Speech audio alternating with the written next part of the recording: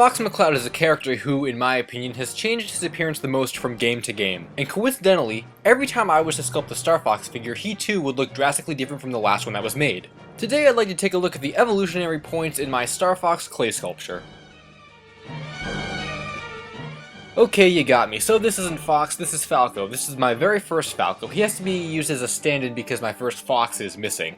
So, if you could imagine Super Smash Bros. Melee-styled Fox sculpted in a similar fashion to this Falco, that is what my first Fox looked like. The detail was incredibly basic and the colors were very simple. To be honest, even if I knew where he was, there probably wouldn't be much more to talk about than what I'm talking about right here, because he was just that simple, that basic, such a first of his kind. Now we'll take a look at an actual Fox. So this one is a lot better looking from what I remember the first one looking like. He has a lot more characteristic to his face, and while his clothes are still simple, they're more detailed and reminiscent of that from his game of origin. Not to mention the fact that his stance is more iconic of Assault. He has the blaster in his hand, and just an overall better looking model, an improvement from the very first one I did. An interesting note though is that while I feel like this Fox looks better overall, the first one actually had an outward pushed muzzle, and this one's muzzle is kind of pushed onto his face. So here is evolution at its finest. You guys just saw the last model, and this one too is based off of Assault, however it is a ton better than the previous one. The face has a lot more detail to it, it looks a little bit more like Fox, his blaster actually has detail, not to mention all the designs and specific patterns in his clothing. I mean look, I tried to put the Star Fox logo on his shoulder piece. It's pretty apparent at this point that I paid a lot of attention to the artwork, and considering Assault was one of my favorite games growing up, I definitely wanted to make a sculpture of Fox from that game that was as accurate as I could get it to the in-game model. Just the overall quality and care and just how I captured what Fox looks like from Assault, not to mention just Fox in general. I mean, here's a side-by-side comparison, and you'd think tons of years had passed in between, but realistically it had only been one. So speaking of major evolution points and how Fox changes from game to game, this Fox clay figure is a drastic change from the last Assault one I showed.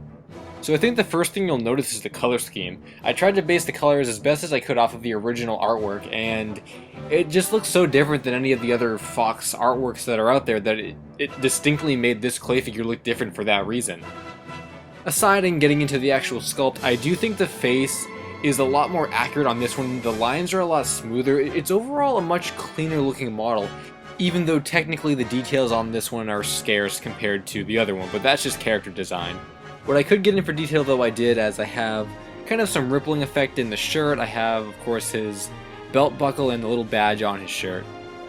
The headset has details etched into it, and I even bothered to give him a microphone. Like, overall, it just shows a lot of care put into it, even though physically it looks so much different than any of the other ones I've shown so far.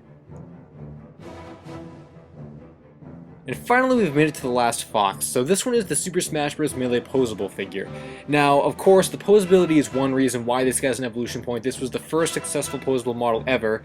Not to mention, in general, the paint job and how this was the first painted Fox. This is a first for so many reasons, and it's Fox. It's such an evolution and a change from everything else I've shown you guys so far up to this point. Look at the precision detail in the face, and how accurate I tried to get this guy to his official artwork. Not to mention he has a removable hand which you can replace with a blaster, so it looks like he's shooting. I mean, this guy is just so great for so many different reasons, and it comes a long way from not only just the Fox sculpt, but just in general, like, how I thought that Fox would be a great character to do my first posable figure ever. And even the back of his detail, his back coat, the back of his headset, his boots, like, I tried to cram as much detail as I could in on this guy. I even put in some wrinkle lines and texture patterns on his clothes. I mean, I went all out on this, and I'm really happy with the end result. Definitely a true evolution of the Star Fox character from the very first time I sculpted him to modern day. And just as a teaser for you guys, I've already begun drafting plans to create a Star Fox Zero inspired Fox, so he'll come in the near future. But with that said, that does it for this episode of the Then and Now series, taking a look at all my Star Fox clay figure evolutions. So thanks for watching guys, as always, I'm LSuperSonicQ, and until the next video, Finn.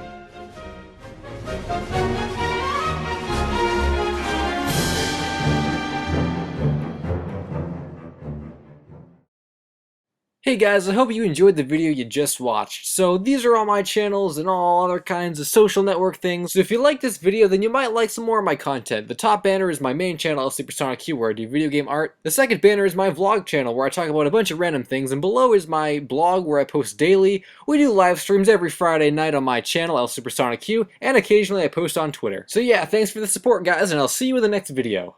Finn.